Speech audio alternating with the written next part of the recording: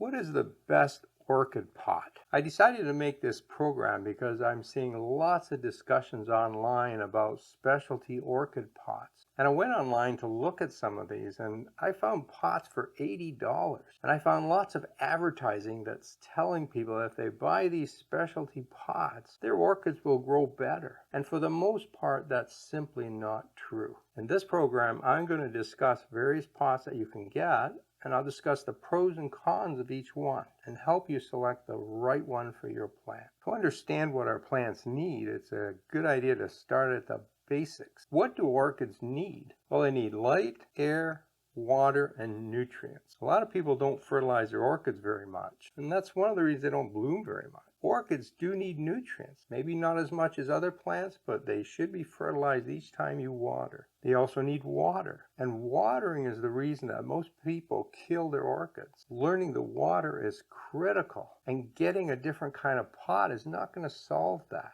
Learn to water correctly, and the pot becomes less important. And then there's the issue of air. We know orchids live in nature and they live on trees as epiphytic plants. In that scenario, the roots are exposed to lots of air. And orchid roots do like lots of air. We have to give them that air. But some of the claims of these orchid pots are just not valid. And you'll understand that better as we analyze each of the types of pots. Let's first discuss one of the newest orchid pots in the market. It's called the Carousel. Instead of a solid plastic pot, this orchid pot has plastic rods that are mounted vertically on a base. So there's lots of space between each of these rods. I guess it's called Carousel because it kind of looks like a carousel that kids would be riding on. The idea here is that orchid roots need lots of air. So let's build a pot that gives them lots of air. And that may seem very attractive to you. There's one problem. Unless you're growing in a really humid climate, or maybe inside a greenhouse where it's very humid, orchids don't want that much air movement. In our typical homes in winter, we're heating. The air is very dry, and in that scenario, we actually want more moisture around the root. If we allow too much air movement, the roots dry out too fast, and the plants don't grow as well. Personally, I think these carousel pots are a crazy idea. I just don't see a reason for using them. What about clay pots? Well, when I started growing orchids some 45 years ago, we started with clay pots. That was sort of the tradition at that time. But remember, most people grew orchids in greenhouses where it was humid. Now, clay pots do have some really nice advantages. They're heavier, and so they stabilize the plant. And as you know, orchids tend to have long flower spikes, and they tend to be a little lopsided. It's nice to have a stable pot to hold them upright. One of the problems, though, with these pots is they generally have only a single hole in the bottom, and that's not enough drainage. So we used to cut holes in the side, or we cut little slits in the side.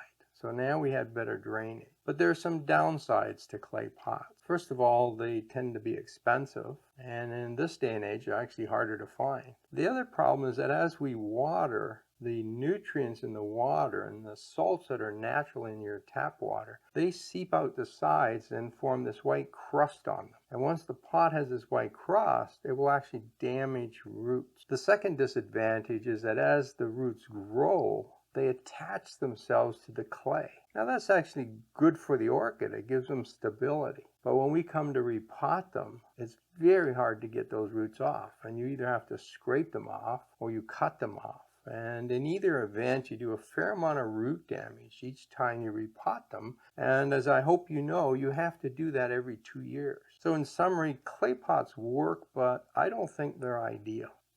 What about clear plastic pots? And these are available with a variety of different holes and slits cut in the side. Some have small, narrow vertical slits. Some others have holes. Some people repurpose clear plastic containers and add their own holes in the side. And these can work. Now, one of the reasons people are moving to these pots is that they're under the impression that orchids need light at the roots. I mean, in nature, the roots are fully exposed to the sun and they do photosynthesize a little bit. But the reality is that most of the photosynthesis comes from the leaves, not the roots. And whether the roots are exposed to light or not isn't really critical for good plant growth. In fact, what you find with most orchids is that the leaves are quite large and they're shading the roots underneath. So very little light is getting down there anyway. Another downside of clear pots is that they build up algae. And once the roots get covered in an algae slime,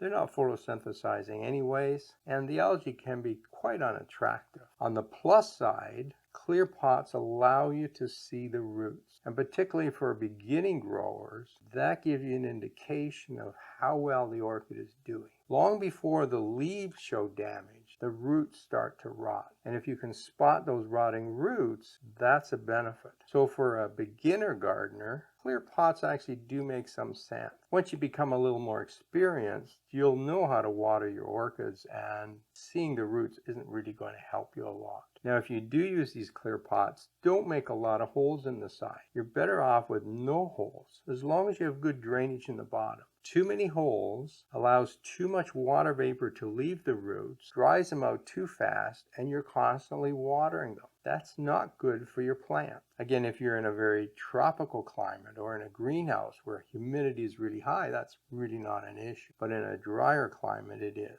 Probably the most popular product on the market right now are special ceramic orchid pots. So these are ceramic pots, usually with lots of holes in the side. And the story goes something like this. Well, these holes are needed to get extra air into the pot. That's simply not true. If you're potting orchids up correctly, you're using fairly large, chunky material. And when the pot is full of this material, at least half the pot is air. Air has no problem moving in and out of the pot from the top. And you have some drainage holes at the bottom. You don't need more holes along the side of the pot. One problem with them is that the roots tend to grow out of those holes. And once they grow out, you either damage them as you're moving plants around, or you have trouble getting them back out through the holes when you go to repot. Now, these pots are very decorative, so if you're buying it for that reason, go ahead and use them. They will certainly grow good orchids, but it's not a pot I favor, and you certainly don't need these specialty orchid pots.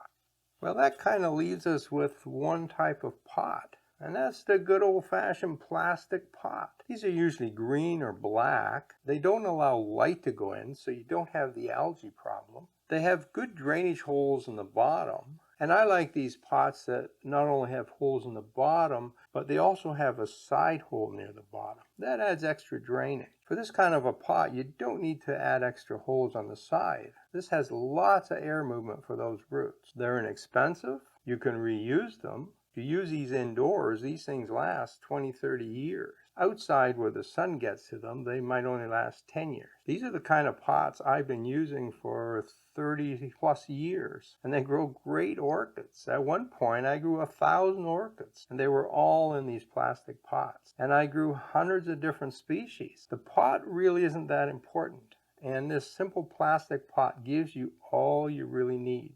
It retains enough moisture to keep the roots moist so the plant keeps growing. There's enough holes in the bottom for good drainage, and there's lots of air that gets into those roots from above. I do wish they were a little heavier. That would add stability. So what I like to do is take these plastic pots and put them inside some sort of ceramic decorative pot if I'm displaying it in the house. But if I'm just growing them for myself under lights, I just leave them in these plastic pots and they do just fine. As I mentioned throughout this program, watering is the critical thing you have to learn. Once you know that, you can grow orchids easily. And to learn that, have a look at this video right here. And if you want to join my master class on growing orchids, and it's completely free, click on this link right here. It contains videos that show you everything you need to know about growing orchids. Happy growing.